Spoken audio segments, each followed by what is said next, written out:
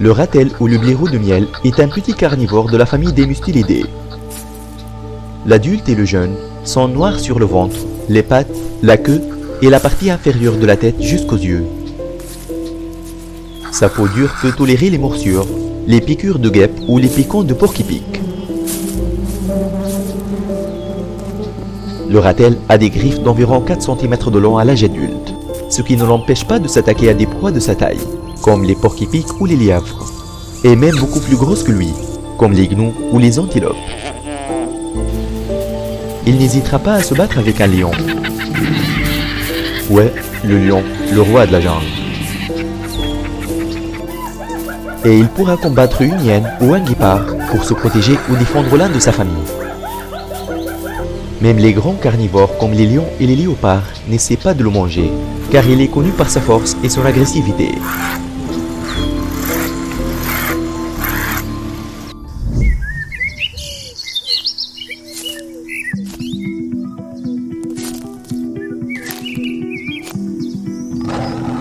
Ce léopard pensait qu'il avait une proie. C'est un petit blaireau de miel qui la tient entre ses crocs. Mais du coup, sa mère est vite venue mordre ce léopard avec toute agression. Il s'enfuit comme un chat. La mère continue de le poursuivre pour l'éloigner de son bébé. Il est vraiment surprenant qu'elle ait ce courage d'affronter l'un des félins les plus forts du monde.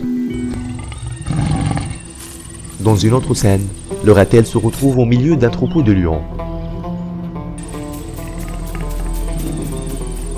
C'est l'une des situations les plus difficiles à échapper, même pour les créatures les plus féroces d'Afrique. Mais le ratel ne se soucie pas de ça et attaque férocement. Quand le ratel attaque, les lionnes prennent du recul. Elles savent à quel point c'est dangereux, malgré sa petite taille. Mais il est entouré de 2 lionnes dans un endroit étroit.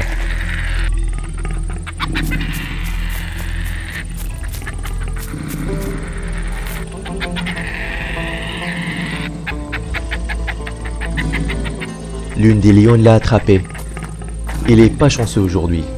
Mais je suis sûr que s'il avait rencontré une lionne solitaire, elle aurait eu le même sort que le léopard.